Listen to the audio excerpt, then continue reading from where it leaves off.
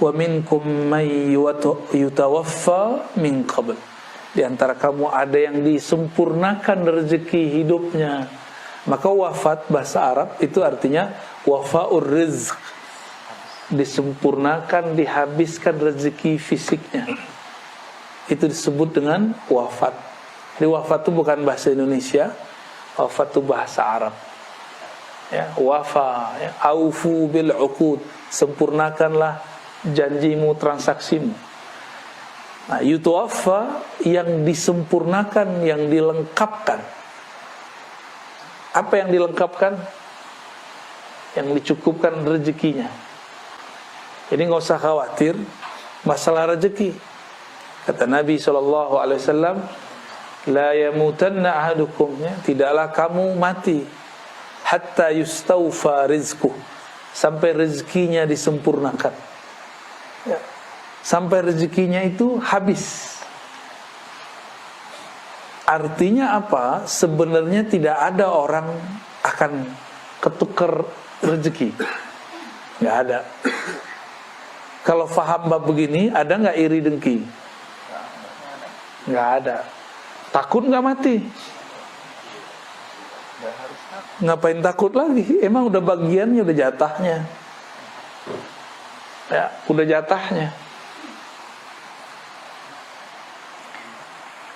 Walitablugu ajalan musamma, dan supaya kamu sampai kepada ajal.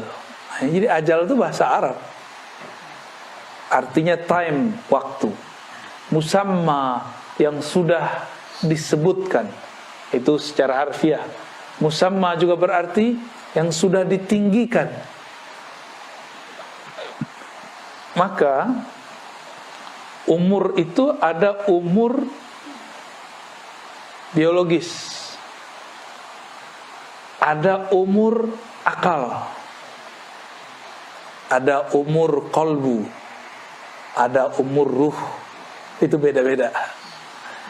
Umur fisik ya itulah. Sekarang berapa Ustaz umurnya?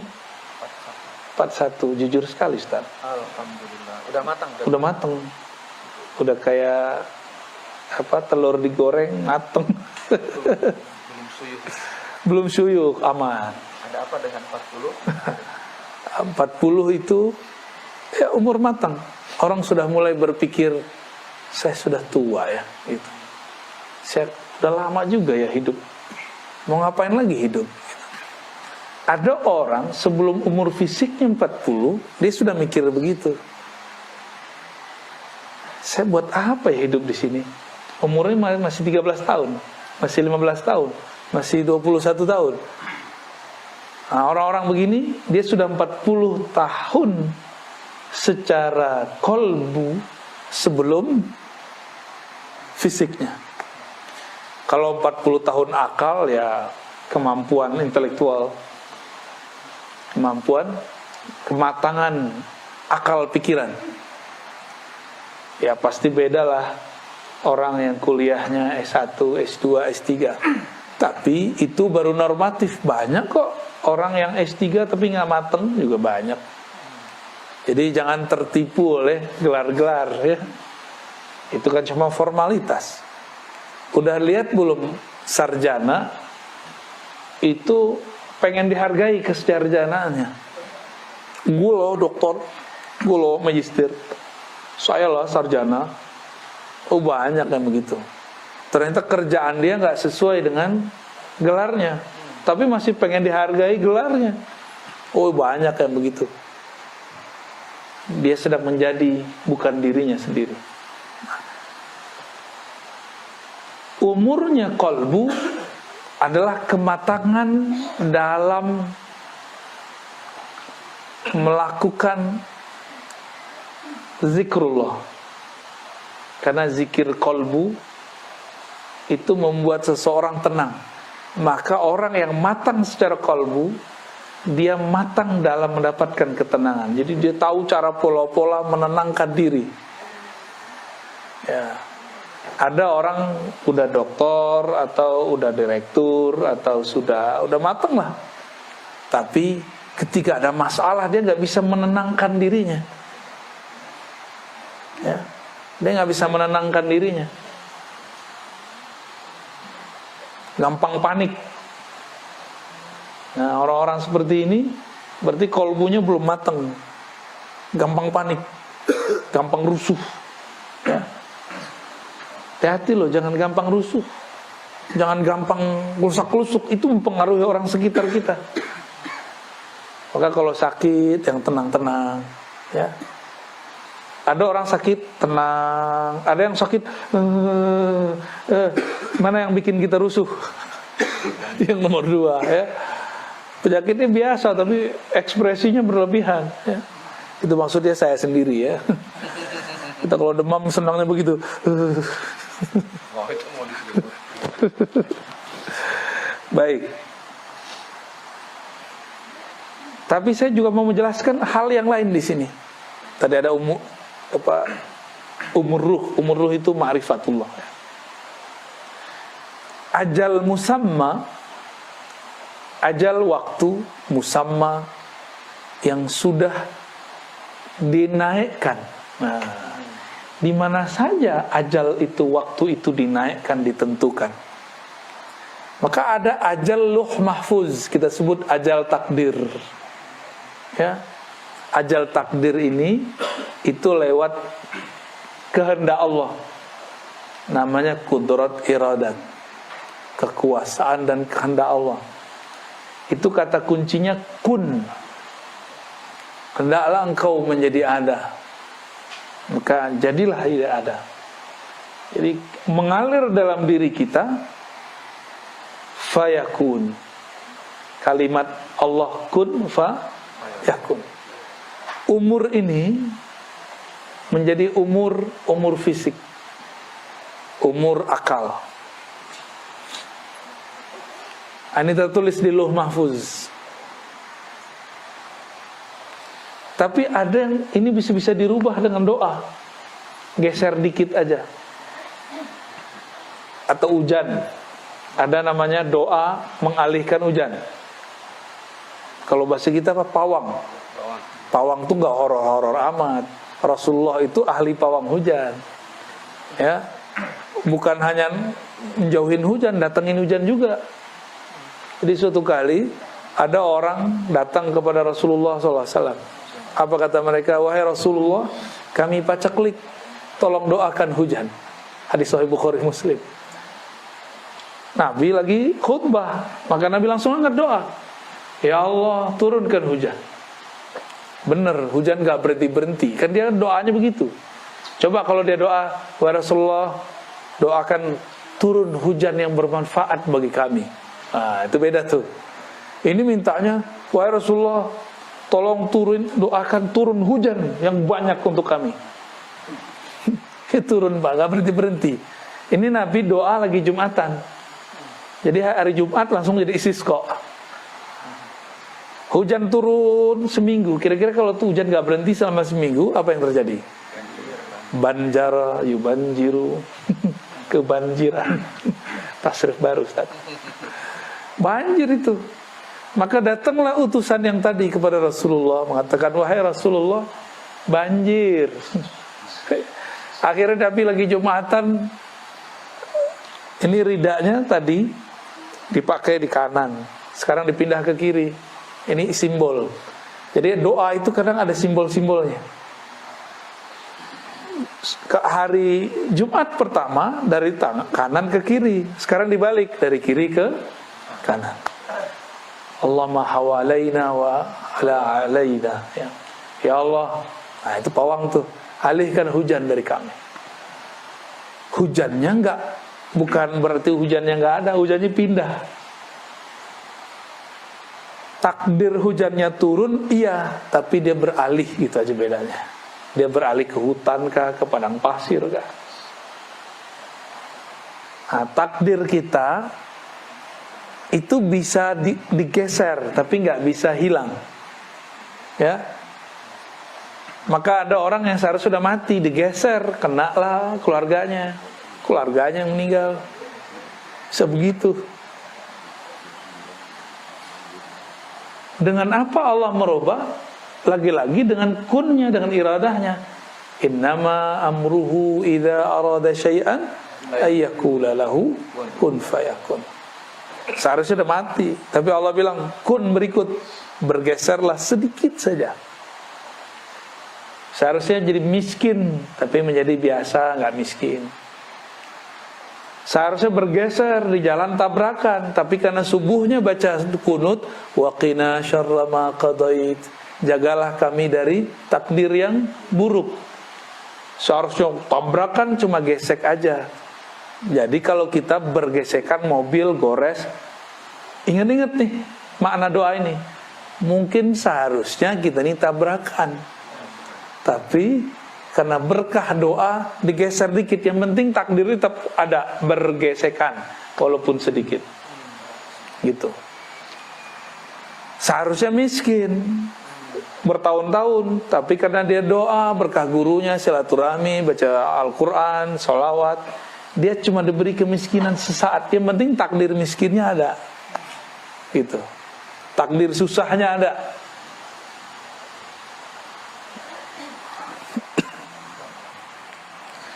Ini takdir boleh disebut takdir luh mahfuz.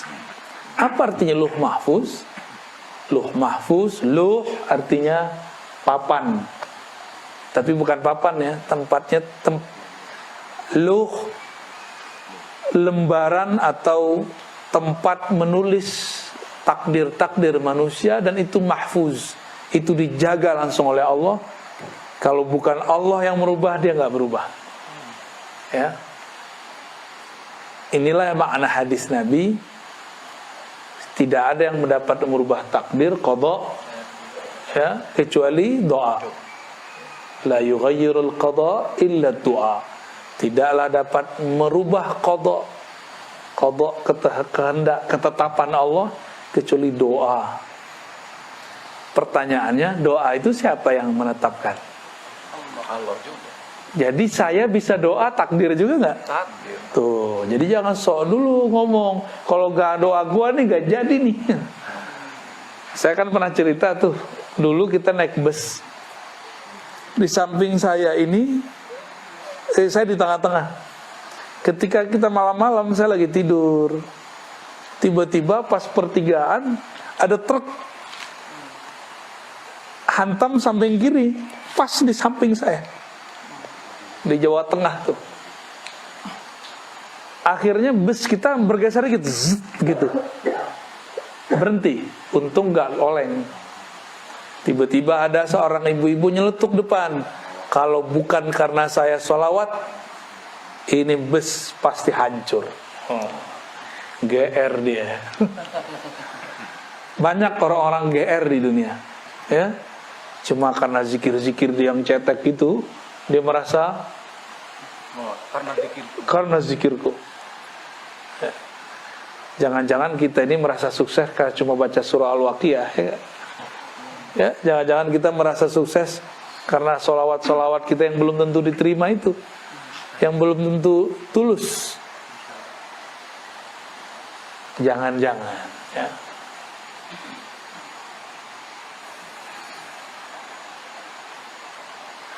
Maka ada takdir yang lain. Umur umat Nabi Muhammad, kata Nabi, umur ummati ma baina 60 ila 70. Umur umatku hanya antara 60 sampai 70. Ini hadis sahih ini. Tadi ada takdir luh mahfuz, geser dikit dengan iradah. Geser dikit dengan apa? Iradah. Ya kun lagi. Maka kun itu ada dua. Kun, kafnya itu dalam ilmu huruf diartikan kamal, kesempurnaan. Nun ini bisa kesempurnaan nur, bisa kesempurnaan nar. Ya, kamalun nar, kamalun nur. Nurnya menjadi malaikat rahmat, narnya jadi malaikat Azazil. Ya, malaikat Azazil ini mantan jenderal di surga. Dulu dia pemimpin di surga, tapi dipecat. Kalau ibarat kata orang jenderal pensiunan, ya purnawirawan. Nah itu si Azazil itu purnawirawan malaikat. Dia pernah mimpin di surga. Dia pernah mimpin di surga. Dulu ada malaikat datang. Karena malaikat dikasih bocoran Lauh Mahfuz. Bocorannya apa? Akan ada sekelompok malaikat membelot. Malaikat-malaikat yang datang ini merasa takut. Takut kalau ini kelompok mereka. Jadi malaikat itu ada fam-famnya. Ada malaikat muqarrabin, ada malaikat rahmat, ada malaikat malam, ada malaikat siang, ada malaikat yang belakang namanya itu pakai in, kiraman katibin, pakai in semua. Ada malaikat yang belakangnya pakai il, Mikail, Israel, Jibril, ya, ada Israfil. Ada malaikat yang belakang namanya pakai un, ada an. Itu famnya mereka, family-nya malaikat.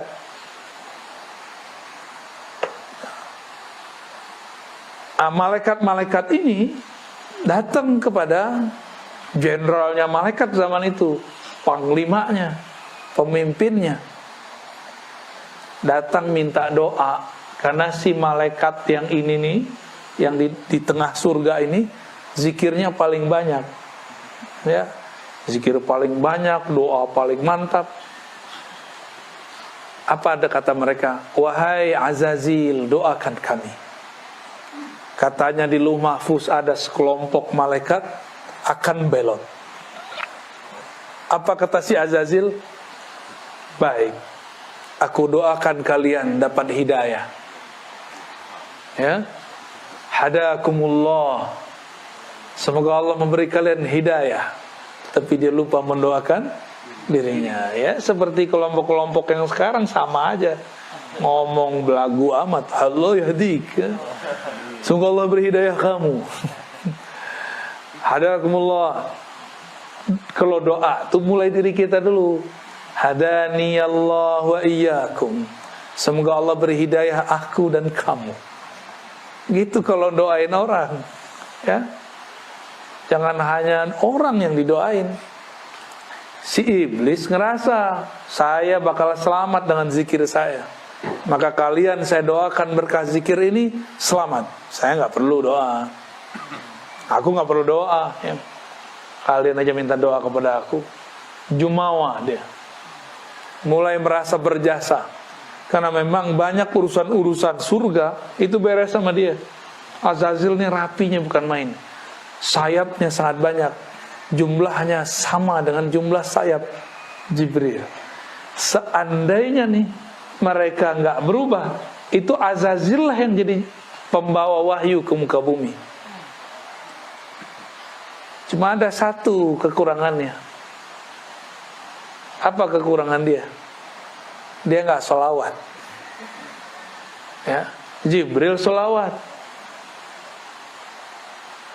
Dia ngira apa? Ngapain sholat? Zikirku udah cukup kok, udah sempurna kok.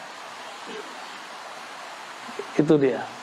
Jibril dan kelompok dia semua bersolawat. Maka disebutlah salawat Jibril sallallahu alaihi Muhammad. Itu yang dipandang oleh Sayyidina Jibril hanya nur. Jadi Sayyidina Jibril nunggu lama sekali. Baru Allah izinkan ia melihat nur. Maka dia berselawat sallallahu alaihi Muhammad. Ya. Ternyata ada takdir lain. Ya. Kita dulu kalau belajar sifat 20 ada namanya jaiz. Tapi jaiz versi ahli sifat 20 dulu agak beda dengan ahli ma'rifatullah. Kalau versi sifat 20 tar siang bisa hujan, bisa tidak hujan. Gitu. Kalau bagi saya itu masih iradah. Ya. Kehendak Allah. Kalau jaiz itu Allah berkehendak bukan berdasarkan lauh mahfuz, tapi suka-suka dia jaiz. Jaiz artinya boleh-boleh saja. Allah terbebas dari semua hukum. Kita terikat oleh hukum lauh mahfuz, tapi Allah tidak terikat. Ini namanya jaiz. Allah suka-suka aja. Yaghfiru liman yasha. Ya. Allah kalau mau diampuni kita semua. Kalau mau yu'azib. Allah siksa semua.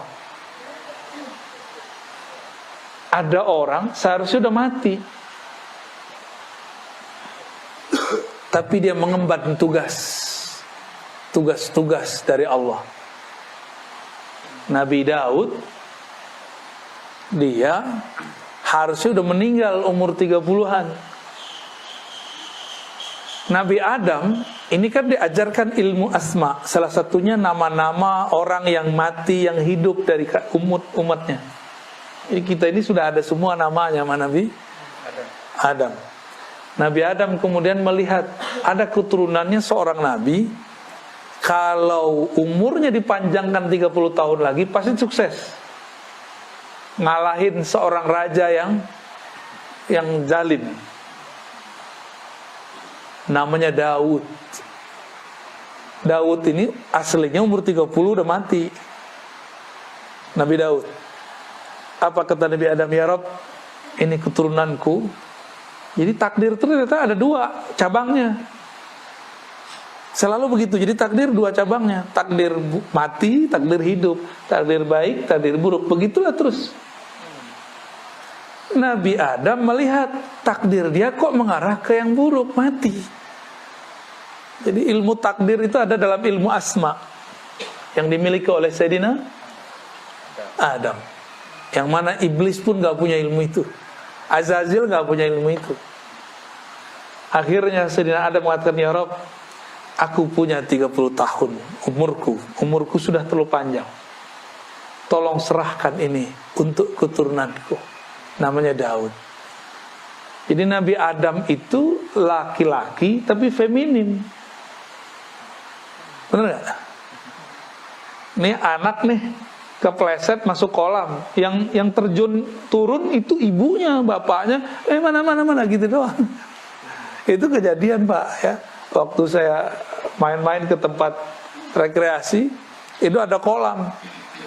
Kolamnya bukan kolam sih, air terjun, terus ada air genangan di situ, anak-anak pada mandi. Salah satu dari pengunjung bawa anak-anaknya kecebur. Ada suaminya, ada istrinya, bapak ibunya. Ibunya yang gak bisa berenang masuk ke dalam. Tambah repot. Tapi namanya dia ngelihat anaknya, dia langsung turun. Suaminya, buka baju dulu ya, repot. Seharusnya kan dia langsung masuk. Naruh handphone dulu, ya salam. Udah kelelep tuh anak. Dia masih pakai logika akalnya, rasionya. Kalau seorang ibu kan enggak. Nabi Adam itu bapak iya, ibu iya. Sayyidatuna Hawa, Siti Hawa, emaknya siapa? Nabi Adam. Bapaknya siapa? Nabi Adam. Jadi Nabi Adam itu emak iya, bapak iya, secara tugas ya. Secara kelamin ya laki-laki. Begitu Nabi Adam. Jadi beliau ini nabi yang maskulin tapi punya sifat feminin. Keibuannya itu ada. Maka dia serahkan umurnya sebagian untuk Nabi Daud. Ketika sudah di bumi, Nabi Adam sudah lama juga ya, hampir 1000 tahun di bumi. Datanglah kawannya Israel. Kan temenan nih mereka nih ya. Biasanya Israel kalau mau cabut nyawa lapor dulu, Bro Adam, anak keturunanmu mau dicabut dulu nih. Lihat dulu namanya. Oh ya sudah, lanjut. Itu Nabi Adam didatangin oleh Israel. Israel udah lama gak datang, udah kerja sendiri aja. Tiba-tiba Israel bilang, Adam, udah habis nih, udah habis. Udah end, udah habis waktumu. Kata Nabi Adam, yang sembarangan, saya masih punya jatah 30 tahun lagi.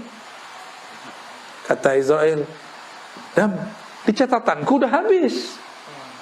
Udah gak ada. Umur sekian ada mati. Nabi Adam ngotot, enggak, umur saya masih 30 tahun lagi. Maka Israel baliklah kepada Allah, nanya, ya Rob, ini gimana ceritanya? Ini SK main-main kayaknya nih. SK gak beres nih. Ngadu kepada Allah, Allah bilang, itu Adam lupa, kasih tahu dia, ingetin dia. Lupa apaan? Dulu dia pernah memberikan umurnya 30 tahun untuk keturunannya Daud. Nabi Daudnya belum lahir secara fisik, tapi sudah ada namanya di Lauh Mahfuz. Jalan takdirnya sudah ada. 2 jalan takdirnya, mati atau lanjut.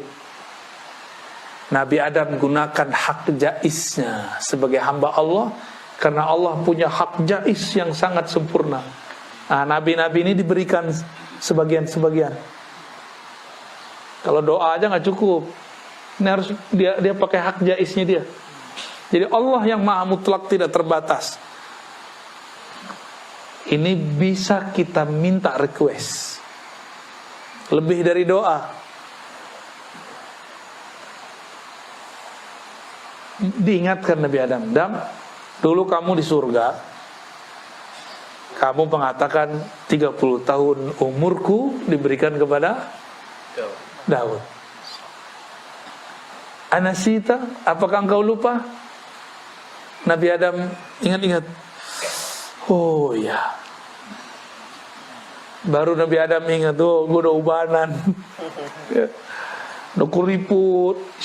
Umur udah hampir 1000 di bumi.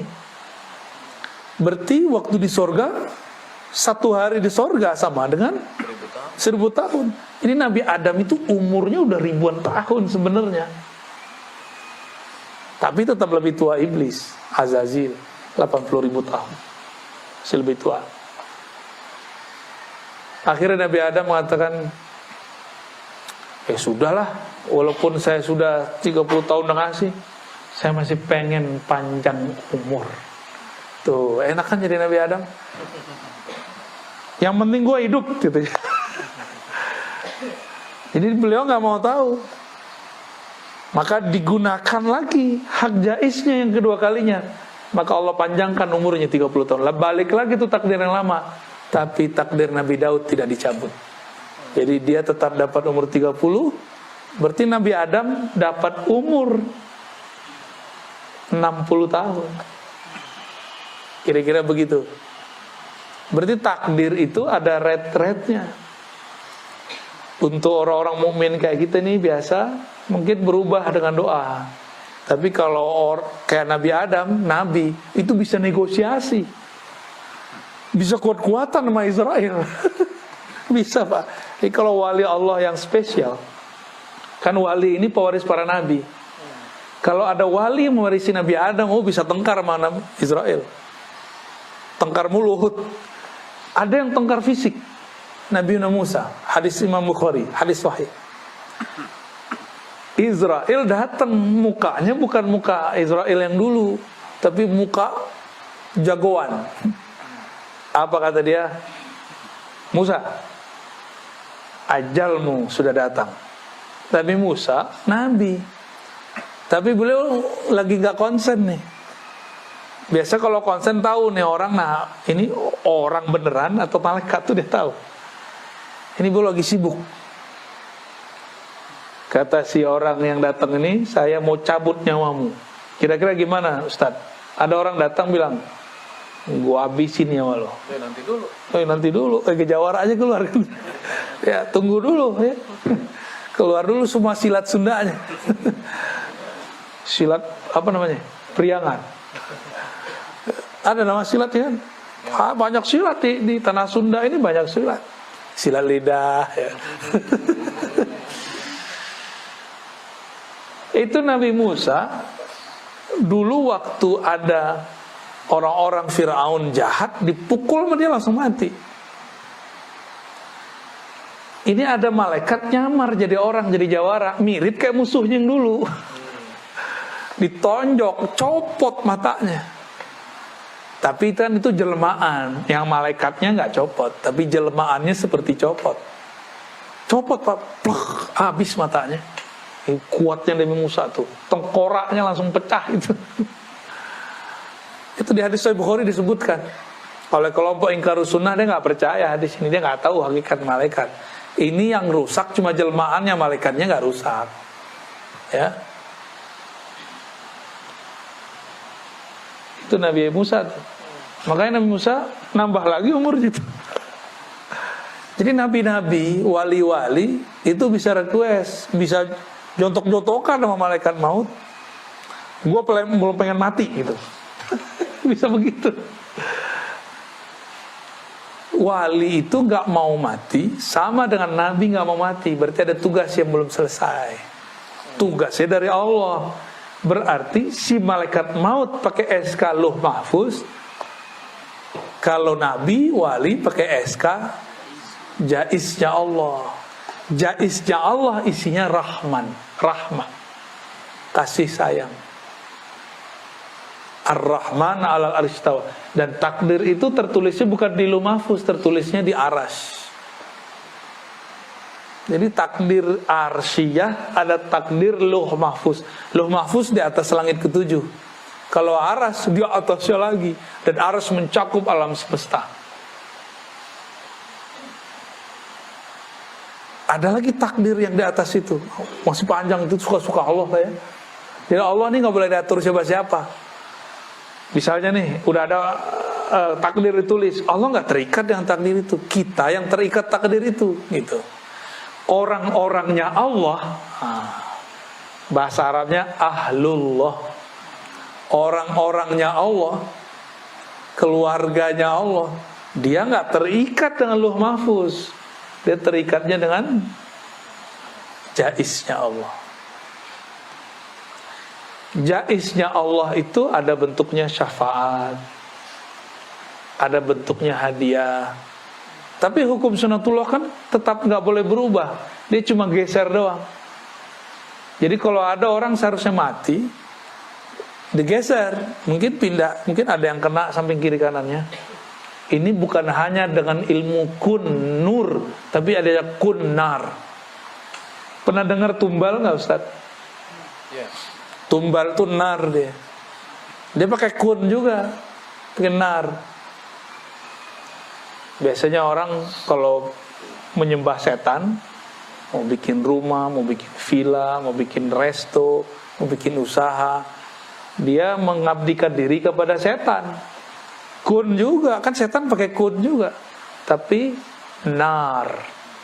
Nanti ada tumbal-tumbal. Seharusnya dia yang mati, tapi yang mati siapa? Ya orang-orang sekitarnya. Tuh, dalam ilmu setan aja ada di alih-alihan, apalagi dalam ilmu nur. Gitu, ya. Ini kita sekedar membuka-buka sedikit aja nih, biar selama ini yang kita sudah tahu ternyata bagian dari rangkaian ilmu kun.